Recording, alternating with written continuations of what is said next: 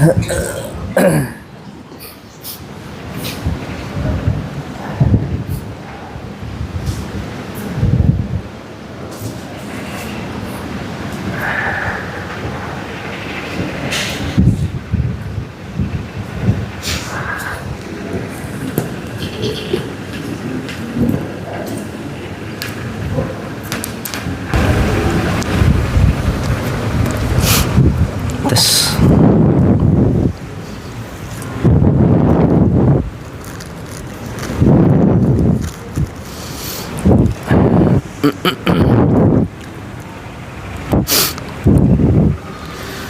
Bismillahirrahmanirrahim. Para jamaah sekalian yang saya cintai karena Allah Subhanahu wa taala. Assalamualaikum warahmatullahi wabarakatuh. Alhamdulillahi ala ihsanih wa syukru lahu ala taufiqihi wa amtinanih. Asyhadu an la ilaha illallah ta'ziman li sya'nih wa asyhadu anna Muhammadan abduhu wa rasuluhu ad-da'i ila ridwani sallallahu alaihi wa ala alihi wa ikhwani wa man tabi'ahum bi ihsanin ila yaumi liqa'ih. Allahumma anfa'na bima 'allamtana wa 'allimna manfa'una wa zidna ilma. Allahumma ati nufusana taqwaha wa zakkiha anta khairu man zakkaha anta waliyuha anta maulaha. Allahumma inna nas'aluka al-huda wat-tuqa wal-afafa wal-ghina. Rabbana la tuzigh qulubana ba'da idh hadaytana wa hab lana min ladunka rahmah innaka antal wahhab. Amma ba'd. Alhamdulillah para jamaah sekalian yang saya cintai karena Allah Subhanahu wa taala. Kembali kita bersyukur kepada Allah di mana Allah Subhanahu wa taala telah memberikan kepada kita begitu banyak kenikmatan dan karunia, terlebih kenikmatan yang berkaitan dengan hati kita berupa manisnya hidayah dari Allah Subhanahu wa taala. Salawat beriring salam semoga tercurah limpahkan kepada suri tauladan yang mulia Nabi Allah Muhammad sallallahu alaihi wasallam beserta keluarga beliau, para sahabat beliau, para tabi'in, tabi'ut tabi'in dan orang-orang yang senantiasa mengikuti sunnah beliau hingga hari kiamat kelak. Para jamaah yang saya cintai karena Allah, alhamdulillah kita kembali bersua di majelis yang mulia ini untuk kembali melanjutkan ketaatan kita kepada Allah, taqarrub kita kepada Allah, mencari keridhaan Allah Subhanahu wa taala dan untuk mempelajari agama Allah Subhanahu wa taala. Karena sebagaimana kita ketahui bahwasannya tidak ada tempat yang paling mulia di muka bumi ini dibandingkan majelis ilmu. Tidak ada tempat yang lebih barakah, yang turun sakinah di situ, yang mana para malaikat menaungi orang-orang yang ada di dalamnya dengan sayap-sayapnya, dimintai ampunan oleh makhluk-makhluk, bahkan semut yang kecil dan ikan yang ada di lautan, dibandingkan majelis ilmu. Dan insyaallah taala kita akan melanjutkan pelajaran kita dari kitab Al-Wabilus Sayyib, buah karya Al-Imam Ibnul Qayyim rahimahullahu taala. Dan pembahasan terakhir kita masih membahas tentang wasiat yang berkaitan dengan sedekah dan bagaimana penjelasan yang sangat indah dari beliau rahimahullahu taala tentang keutamaan sedekah, kedahsyatan sedekah dan keajaiban di balik sedekah. Yang pada intinya bahwa sedekah adalah di antara kunci dan sebab diangkatnya dan dicegahnya berbagai macam bala yang bisa menghampiri hamba-hamba Allah Subhanahu wa taala. Bahkan dengan sebab sedekah seorang hamba bisa lepas dari maksiat yang mungkin belum bisa dia tinggalkan, dan itu dimudahkan oleh Allah Subhanahu wa taala. Dan berbicara tentang sedekah jamaah, sebelum kita lanjutkan sedikit untuk memotivasi ya. Barangkali di antara sedekah yang terbaik yang pernah kita keluarkan di jalan Allah dan karena Allah Subhanahu wa taala adalah kita menabung, mensedekahkan harta kita untuk menjadi tamunya Allah Subhanahu wa taala. Sedikit pertanyaan jamaah, dan mungkin pertanyaan ini boleh jadi menyadarkan hati kita, menampar jiwa kita, dan mau tidak mau kita harus mengakuinya. Pertanyaannya adalah, sudah berapa lama hati kita lalai untuk berkeinginan menjadi tamunya Allah Subhanahu wa taala? Sudah dari kapan terakhir kita bertekad untuk bisa sujud dan ruku di Masjidil Haram dan masjidnya Nabi sallallahu alaihi wasallam? Maka pertanyaan sederhana tapi dahsyat itu menjadi renungan bagi kita, karena terkadang bukan tidak ada dunianya, terkadang bukan tidak ada bekalnya, terkadang bukan tidak ada hartanya, akan tetapi boleh jadi niat kita sudah mulai luntur, harapan kita sudah mulai pupus, dan keinginan kita sudah tidak lagi kuat kepada Allah Subhanahu wa taala.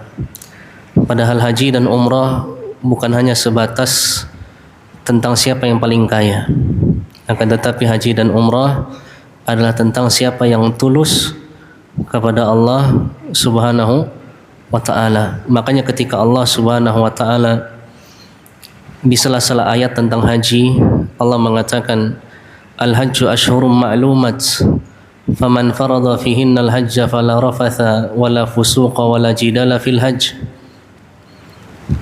Sesungguhnya haji itu dilakukan di bulan-bulan yang telah maklum waktunya.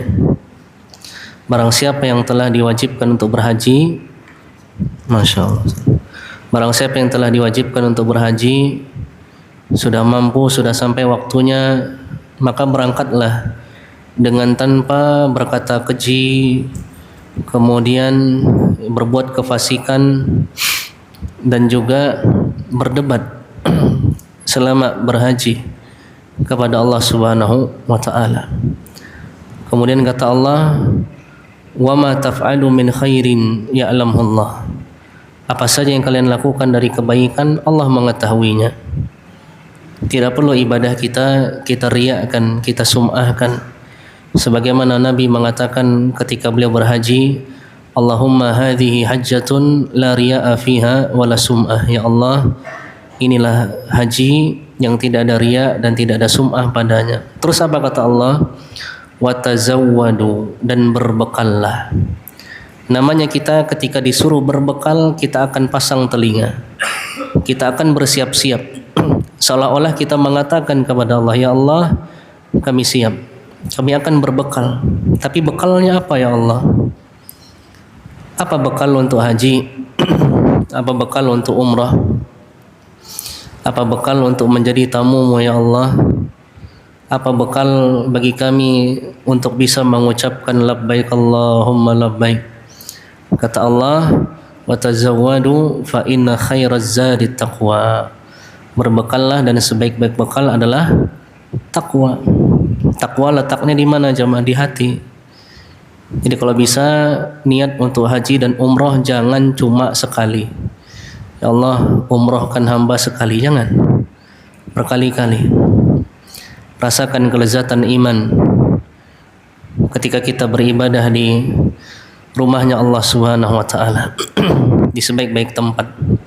Jamaah ingat, di antara kiat untuk mengetahui kadar diri kita adalah berdirilah, duduklah di tengah-tengah orang yang beneran hebat. Kalau kita ingin melihat kualitas diri kita, semangat ibadah kita, pergi.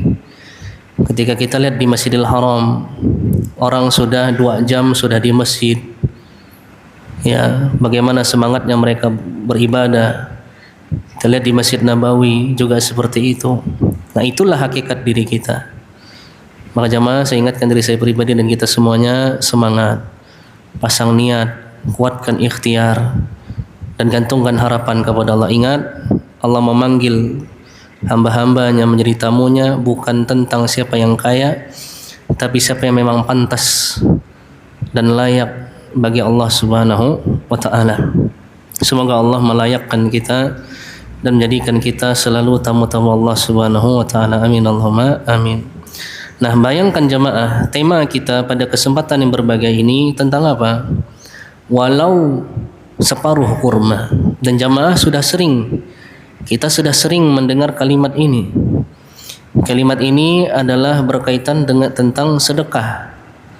Kalau pada hadis sebelumnya Nabi mengatakan, ya wahai sekalian nisa, perempuan, bersedekahlah walau dengan emas yang kalian miliki, perhiasan yang kalian miliki.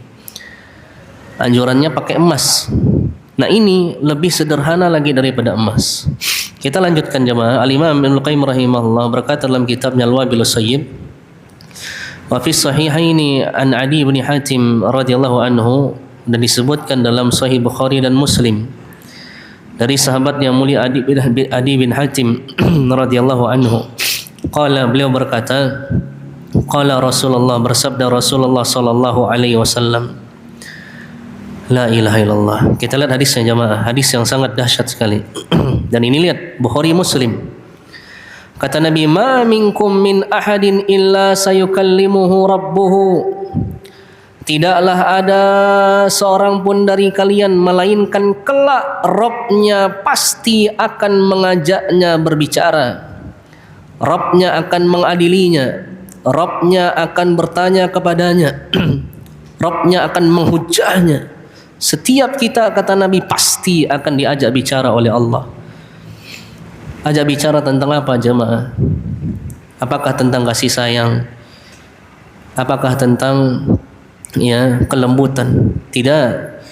Di padang mahsyar, pembicaraan yang pertama kali ditegakkan adalah pembicaraan tentang keadilan, pembicaraan tentang hisab, tentang penimbangan amal.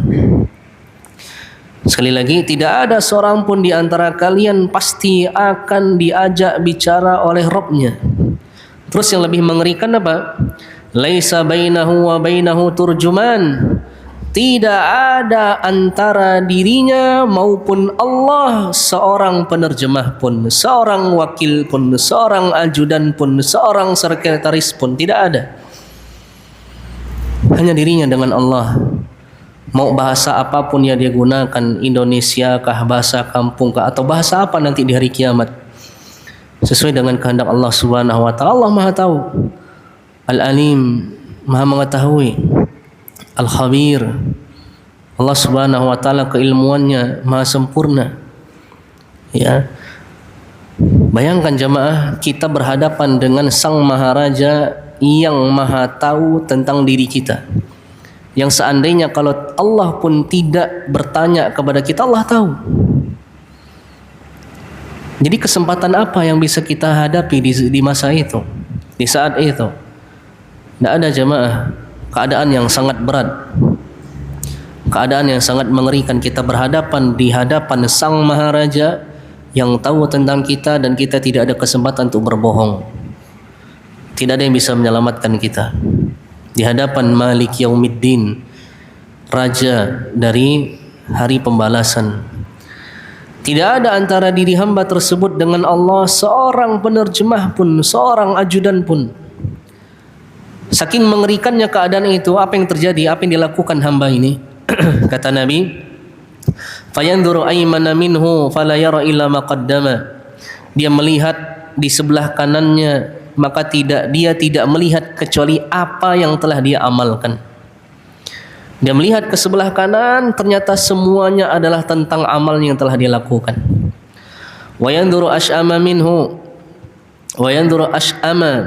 fala yara illa ma qaddama. Dia pun melihat ke arah sebelah kirinya, maka dia pun tidak melihat kecuali apa yang telah dia kerjakan. Tidak ada yang tersembunyi di hadapan Allah jamaah. semua yang telah kita lakukan akan dinampakkan di hadapan Allah Subhanahu wa taala. Allah Maha tahu.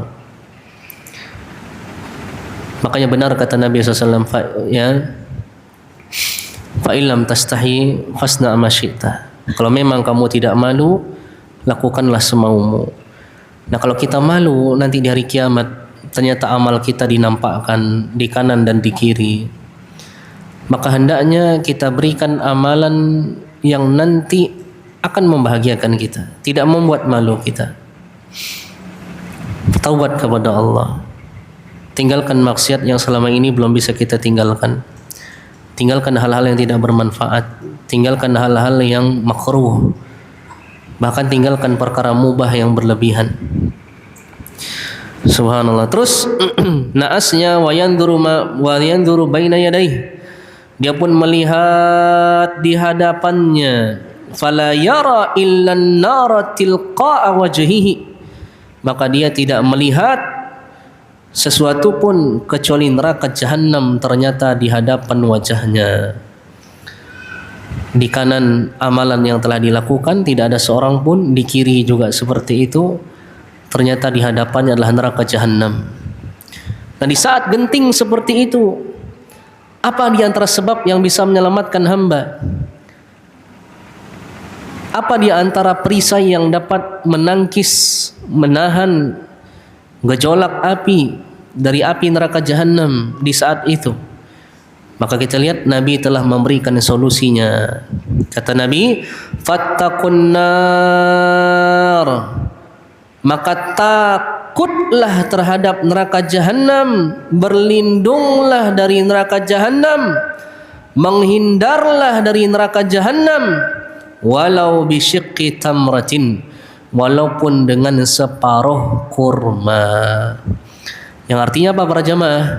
Lindungilah diri kita dari neraka jahanam dengan sebab bersedekah walaupun dengan sesuatu yang kecil. Amalan utamanya sedekah, walaupun ibadah umumnya mencakup ibadah yang lain. Jadi kita tidak boleh meremehkan amal soleh sekecil apapun. Begitu juga khususnya pembahasan kita sedekah sekecil apapun. Kalaulah sekedar memberikan minum kepada seekor anjing diterima oleh Allah. Allah Rabb yang maha syakur, yang maha menerima amal soleh hamba-hambanya. Maka bagaimana dengan sedekah yang besar dan ikhlas? Gimana kalau seandainya sedekahnya untuk para ustadz, sedekahnya untuk para santri yang fakir, yang membutuhkan, sedekahnya untuk amal yang jariyah, yang muta'addi, seperti media-media dakwah yang pahalanya terus mengalir. Bayangkan jamaah, kalau dengan separuh kurma kita bisa melindungi diri kita dari neraka jahanam, maka bagaimana dengan sedekah yang lebih besar daripada itu? Tapi balik lagi, inti daripada sedekah adalah seberapa percaya kita, tulus kita kepada Allah. Sedekah itu bukan tentang nominalnya, tapi tulus enggak, ikhlas enggak, jujur enggak ketika kita memberi di jalan Allah Subhanahu wa taala. Jujur enggak? Makanya sedekah dibilang sedekah, sedekah, karena di antara maknanya adalah as-sidqu, yaitu kejujuran dan ketulusan seorang hamba kepada Allah Subhanahu wa taala. Ya.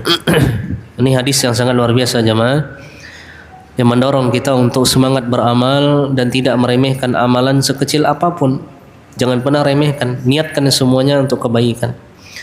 Jawab pesan orang, jawab WA orang, angkat telepon orang yang membutuhkan tumpangan, ya, yang membutuhkan untuk dibawa ke rumah sakit, yang butuh untuk dihibur, ya, semuanya jangan pernah remehkan. Jangan pernah meremehkan kebaikan sekecil apapun itu. Ini luar biasa jemaah. Kemudian hadis berikutnya, hadis yang juga tidak kalah luar biasanya. Hadis yang diriwayatkan oleh Al-Imam Al-Baihaqi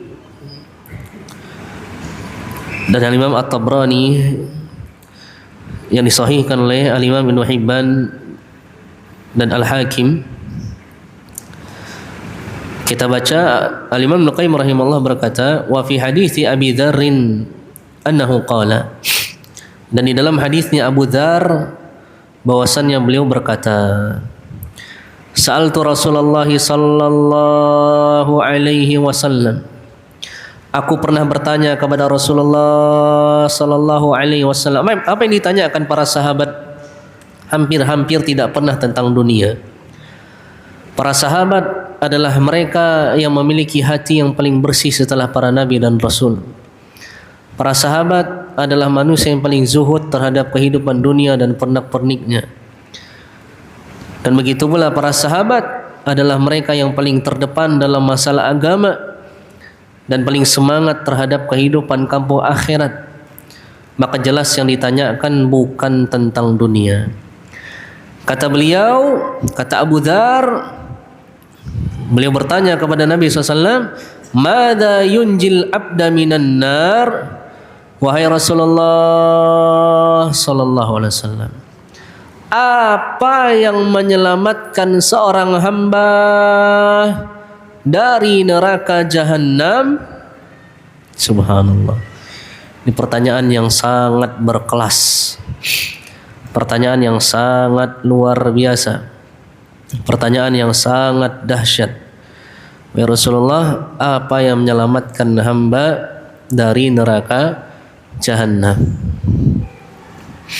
Kalau kita mungkin enggak, Ustadz, kira-kira bisnis apa yang bisa cepat kaya biar bisa cepat haji dan umroh? Ya, Ustadz, ada kenalan enggak ukhti-ukhti yang putih, yang tinggi, yang sejuk? Ada. Kipas angin. Ya. Subhanallah. Ini kita lihat jemaah. Terus apa jawabannya? Apa jawabannya dari Nabi? Qala, Nabi sallallahu alaihi wasallam bersabda, al-imanu billah, beriman kepada Allah Subhanahu wa taala, percaya kepada Allah Subhanahu wa taala, meyakini Allah Subhanahu wa taala, beriman kepada Allah Subhanahu wa taala, percaya kepada Allah, mentauhidkan Allah Subhanahu wa taala, membenarkan keyakinan dan akidah tentang Allah Subhanahu wa taala. Ini jawabannya jemaah. Jadi poin asasi untuk selamat dari neraka jahanam adalah iman. Iman kepada Allah. Dan ingat, iman itu ada rukun-rukunnya, ada cabang-cabangnya. Apa itu hakikat iman? Al-iman i'tiqadun fil jinan wa qaulun bil lisan wa amalun bil arkan. Yazidu bi ta'atir rahman wa yanqusu bi ta'atis syaitan. Hakikat iman adalah keyakinan dalam hati, ucapan dari lisan, amalan anggota badan, bertambah dengan ketaatan, berkurang dengan kemaksiatan. Mudah ya? Jadi iman itu keyakinan hati, ucapan lisan, amalan badan. Keyakinan hati, ucapan lisan, amalan badan. Bertambah dengan ketaatan, berkurang dengan kemaksiatan. Itulah iman. Jadi iman bukan sekedar KTP kita Islam. Iman bukan sekedar kita mengakui bahwa kita seorang mukmin. Makanya lihat, sahabat ini cerdas, Abu Dzar cerdas. Ketika Nabi mengatakan iman kepada Allah, wahai Abu Dzar, maka apa kata Abu Dzar? Kita lihat, qultu, aku bertanya lagi, ya Nabi Allah, wahai Nabinya Allah, ma'al imani amalun, bukankah bersama iman itu ada amalnya? Bukankah orang kalau ngaku beriman harus ada beramal, harus beramal? Subhanallah. Ini menunjukkan apa? Benarnya akidah para sahabat. Dan kebalikannya, ya, akidah yang mengeluarkan amal daripada iman, itulah yang disebut dengan akidah irja atau murji'ah. Oh, yang penting beriman, yang penting ngaku muslim, yang penting syahadat dah, tak perlu solat, tak usah dilihat ibadahnya, amalnya, udah. Yang penting Islam udah cukup. Nah, ini namanya murji'ah. Harus amalnya, harus diajak untuk melakukan ketaatan dan takut apabila meninggalkan ketaatan, melakukan kemaksiatan. Ya, nah, subhanallah cerdas. Terus jamaah lihat, apa di antara iman yang pertama kali disebut oleh Nabi sallallahu alaihi wasallam? Apa di antara amalan utama dan pertama yang menyelamatkan hamba dari neraka jahanam Allah Subhanahu wa taala? Dan amalan apa juga yang menunjukkan bukti ketulusan, kejujuran hati iman kepada Allah Subhanahu wa taala? Kita lihat nih, amalan yang pertama kali disebut oleh Nabi. Setelah Abu Dzar bertanya, apa bukankah iman ada amalnya? Apa kata Nabi? Apa kata Nabi? Amalan apa wahai Nabi? Kata Nabi, qala, beliau bersabda, antardakha mimma khawwalakallah aw tardakha mimma razaqakallah.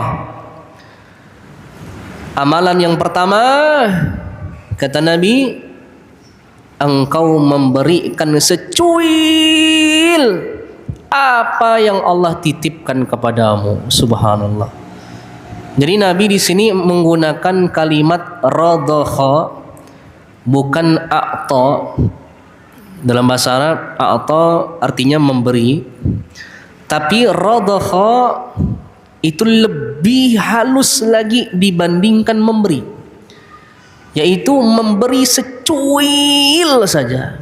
Jamaah, dahsyat. Kata Nabi, engkau memberi secuil apa yang Allah titipkan kepadamu, atau tardakha mimma razaqakallah, engkau memberikan secuil dari apa yang telah Allah rezekikan kepadamu. Ini amalan pertama jamaah yang menyelamatkan hamba dari neraka jahanam. Ini amalan yang menunjukkan bukti keimanan. Ini amalan di antara amalan yang menunjukkan ya benarnya keimanan seorang hamba. Kita memberikan secuil apa yang Allah titipkan kepada. Nah, sebelum kita lanjutkan, coba kita tadabburi dulu jemaah. Kalimat nabawi yang sangat indah sekali ini. Lentera di antara lentera kenabian Nabi sallallahu alaihi wasallam. Beliau mengatakan tadi, engkau memberikan secuil. Jadi ternyata sedekah bukan tentang siapa yang paling banyak. Dan Allah tidak butuh kita memberikan harta kepadanya. Allah tidak butuh kita memberikan makan kepadanya.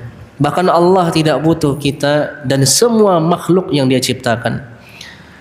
Bukankah Allah mengatakan, wa ma khalaqtul jinna wal insa illa liya'budun? Tidaklah kuciptakan jin dan manusia kecuali untuk beribadah kepadaku. Ma uridu minhum min rizqi wa ma uridu ayyut'imun. Aku tidak butuh rezeki dari mereka, aku juga tidak butuh makanan dari mereka. Innallaha huwar razzaq dzul quwwatil matin. Karena sesungguhnya Allah lah yang sang maha pemberi rezeki, pemilik kekuatan yang maha dahsyat, yang maha kuat. Jadi Allah tidak butuh makan, Allah tidak butuh minum, bahkan Allah tidak butuh kita dan ibadah kita. Justru yang butuh adalah kita. Kita butuh kepada Allah, kita butuh kepada ampunan Allah, kita butuh kasih sayang Allah, kita butuh mentauhidkan Allah, kita butuh ibadah kepada Allah, kita butuh belas kasihan Allah, kita butuh perhatian Allah Subhanahu wa taala, kita yang butuh sedekah, kita yang butuh salat, karena semua manfaat di balik itu semua kembalinya kepada kita. Kembalinya kepada kita. Subhanallah. Jamaah, ya. Nah, kita lihat, jadi Allah tidak butuh sedekah kita. Makanya Nabi mengatakan, engkau memberikan secuil. Allah tidak butuh banyak. Allah menganjurkan melalui nabinya secuil. Terus kata Nabi, dari apa yang Allah titipkan atau rezekikan kepadamu. Subhanallah. Jamaah, Allah tidak meminta banyak, Allah hanya menyuruh kita yang sedikit saja. Itu pun harta yang kita miliki murni titipan dari Allah dan murni rezeki dari Allah Subhanahu wa taala. Maka subhanallah, sifat bakhil di antara sifat yang sangat tercela dan dibenci oleh Allah Subhanahu wa taala. Dan ketika Allah Subhanahu wa taala berbicara tentang bakhil dalam Al-Qur'an, pelit dalam Al-Qur'an, Allah tidak pakai kata-kata bakhil. Tapi Allah pakai kata-kata syuh. Kata Allah, "Wa may yuqa syuha nafsihi fa ulaika humul muflihun." Setelah Allah menceritakan tentang bagaimana lapangnya dada sahabat Ansor, isarnya mereka mendahulukan sahabat Muhajirin padahal mereka butuh. Kata Allah, "Wa may yuqa syuha nafsihi." Barang siapa yang diselamatkan dari kebakhilan hatinya, maka merekalah orang-orang yang beruntung dengan semua keberuntungan dunia dan akhirat. Nah, ketika Allah berbicara tentang bakhil dalam ayat tersebut, Allah pakai kalimat syuh, kata-kata syuh. Nah, para mufassirin ketika menjelaskan kata-kata syuh, maknanya itu lebih dahsyat lagi daripada sekedar pelit. Karena syuh adalah kebakhilan yang disertai semua keburukan dan kebobrokan kolbu. Dari kebencian, kedongkolan, sakit hati, kemarahan, kepelitan, semuanya berkumpul di balik sifat syuh. Maka Allah sangat benci dengan orang yang syuh, yang bakhil. Kenapa? Karena mereka sejatinya membakhilkan titipan yang telah dititipkan oleh Allah Subhanahu wa taala kepada mereka. Maka jamaah ahli akhirat, abnaul akhirat, para pendamba dan pengikut akhirat, mereka tidak hitung-hitungan masalah dunia. Dunia titipan dari Allah. Ya, silakan sedekahkan makanan, sedekahkan apa yang kita bisa sedekahkan. Walaupun memang tidak boleh juga mubadzir dalam sedekah. Tidak boleh kita saking loyalnya kita habiskan duit kita untuk sedekah, kita akhirnya tidak punya pegangan. Itu juga salah. Tapi maksudnya di sini orang yang mendambakan akhirat itu tidak hitung-hitungan, tidak bakhil, ya, mudah di dalam membantu, ya, bersedekah, memberikan, ya, titipannya yang dititipkan oleh Allah Subhanahu wa taala kepadanya, ya, kembali di jalan Allah Subhanahu wa taala. Ini luar biasa jemaah. Kata Nabi, berikanlah secuil dari apa yang Allah titipkan kepadamu. Sudahlah harta itu titipan, yang Allah inginkan cuma secuil. Jadi jemaah, kapan mau bersedekah? Kapan mau nabung? Kapan nih mau daftar haji? Coba kita renungkan nih, umur udah berapa? Masa kita udah masuk 40, 50, sama sekali tidak ada daftar haji. Itu menunjukkan hati kita tidak tergerak. Ya, semangat para jamaah, semangat berikhtiar, semangat bekerja. Seorang mukmin yang paham dengan akidah dan tauhid, mereka adalah orang-orang yang akan menghindari kemalasan.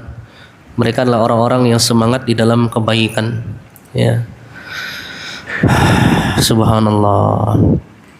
Baik, kemudian kita lihat apa kata Abu Dzar. Qultu ya Nabi Allah, aku berkata lagi, kata Abu Dzar, wahai nabinya Allah, fa in kana faqiran la yajidu ma yardah. Seandainya hamba tersebut fakir, tidak memiliki apa yang bisa dia berikan, fakir, tidak punya apa-apa, apakah berarti pintu kebaikan telah tertutup? Tidak. Nah, ini menunjukkan indahnya agama Islam, bahwa agama Islam memiliki pintu kebaikan yang sangat banyak sekali. Tidak bisa sedekah pakai harta, bisa sedekah pakai yang lain, bisa berbuat kebaikan dengan amalan yang lain. Jangan berputus asa dari berbuat kebaikan. Jangan merasa kita orang yang paling sengsara. Jangan merasa kitalah orang yang harus dibantu. Jangan merasa kitalah orang yang paling miskin. Jangan merasa kitalah orang yang paling tidak mampu. Berusahalah semampu kita. Bersedekahlah sesuai dengan kemampuan kita. Bukankah Nabi mengatakan tangan yang di atas jauh lebih baik daripada tangan yang di bawah?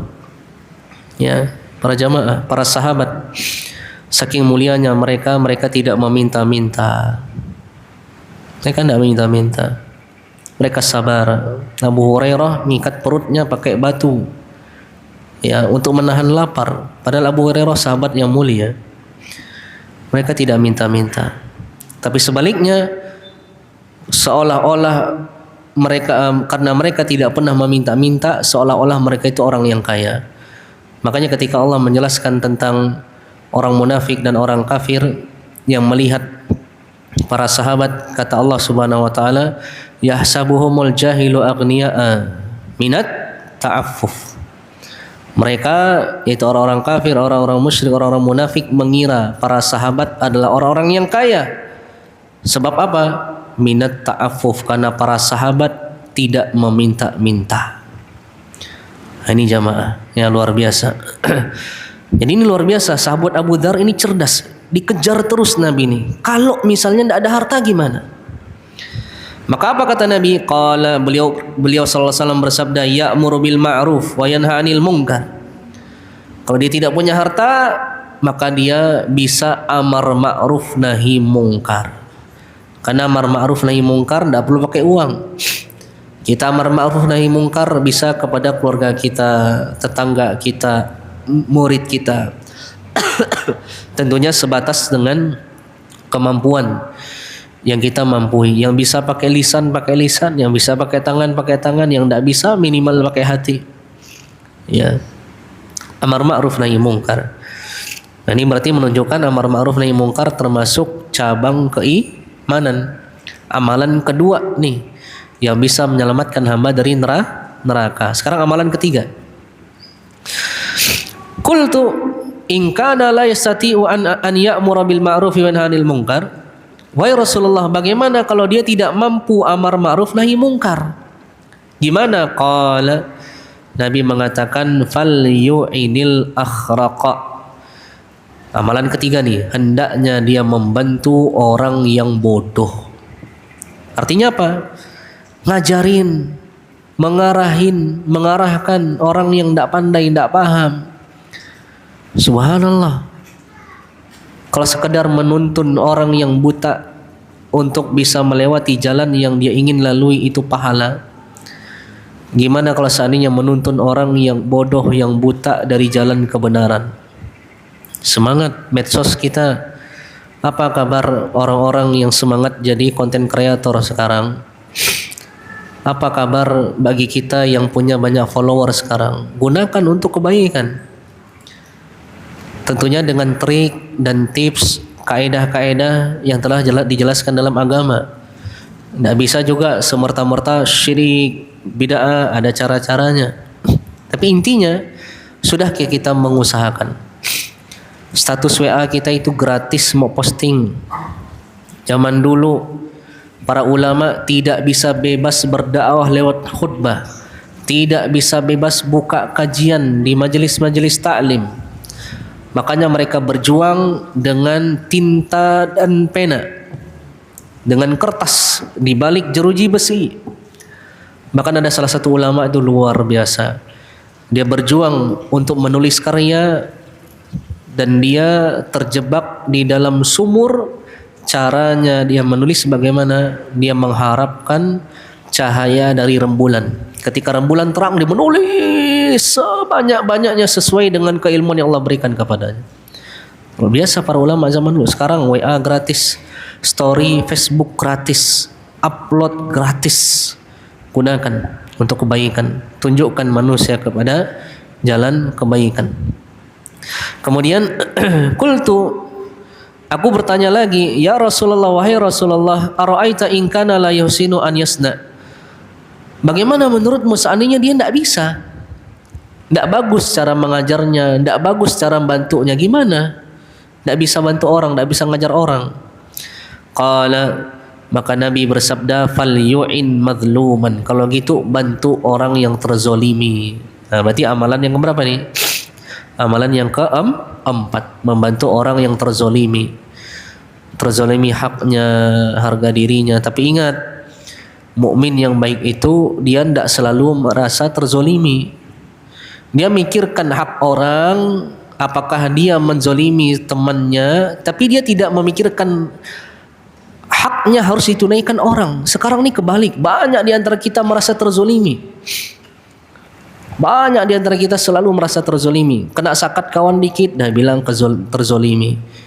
Ya, lupa kawan lupa bayar hutang, makan ngenam bakso dah update status terzalimi. Demi Allah saya akan berdoa dengan doanya Imam Bukhari misal. Tidak seperti itu. Luar biasa. Tunaikan hak orang dan jangan pikirkan orang harus tunaikan hak kita. Itu luar biasa. Itu sangat luar biasa para jamaah. Dan itu diantara nasihat dan wasiat orang-orang yang baik, orang-orang yang saleh. Ya. Kemudian kata Abu Dzar, qultu, aku berkata lagi, ya Rasulullah, wahai Rasulullah, ara'aita in kana dha'ifan la yastati'u an yu'ina madhluman. Bagaimana menurutmu seandainya dia adalah orang yang lemah, tidak mampu membantu orang yang terzolimi, tidak punya power, tidak punya kuasa. Qala, kata Nabi, ma turidu an tatruka fi sahibika min khair. Wahai Abu Dzar, engkau ini seolah-olah tidak mau meninggalkan kebaikan sekecil apapun untuk orang ini. Paham tidak maksudnya? Jadi maksudnya Abu Dzar kan selalu ngejar Nabi ini. Kalau tidak ada gimana? Kalau tidak ada gimana? Kalau tidak ada gimana? Kalau tidak bisa gimana? Nabi bilang, kamu ini berarti dia ini betul-betul tidak ada kebaikan berarti. Orang yang kamu tanya ini. Maka kata Nabi, kalau tidak punya kemampuan untuk membantu melakukan kebaikan, liyumsik adahu anin nas. Paling tidak, ini yang terakhir kata Nabi, jangan ganggu orang. Tidak bisa apa-apa, minimal jangan ganggu orang. Hati-hati, lisan, prasangka, gestur tubuh, pandangan mata, hati-hati jemaah. Jangan ganggu manusia. Terakhir, ya, kata Abu Dzar, apakah kalau dia melakukan ini dia akan masuk surga? Maka kata Nabi, tidaklah ada seorang mukmin yang bisa melakukan satu saja perangai dari perangai-perangai ini, amalan dari amalan ini, melainkan amalan-amalan ini akan menarik tangannya nanti di hari kiamat menuju surganya Allah Subhanahu wa taala. Subhanallah. Jadi di antara bentuk maha kuasa Allah adalah Allah nanti memberikan fisik kepada amal saleh. Puasa narik tangan kita ke surga, amal soleh jadi sesosok orang di kuburan. Ini luar biasa jemaah. Amal soleh adalah sebaik-baik teman dan sahabat di kehidupan dunia, di alam barzakh dan di hari kiamat. Wallahu a'lam bishawab. Kurang lebih saya mohon maaf. Subhanakallahumma bihamdika asyhadu an la ilaha illa anta astaghfiruka wa atubu ilaik. Assalamualaikum warahmatullahi wabarakatuh.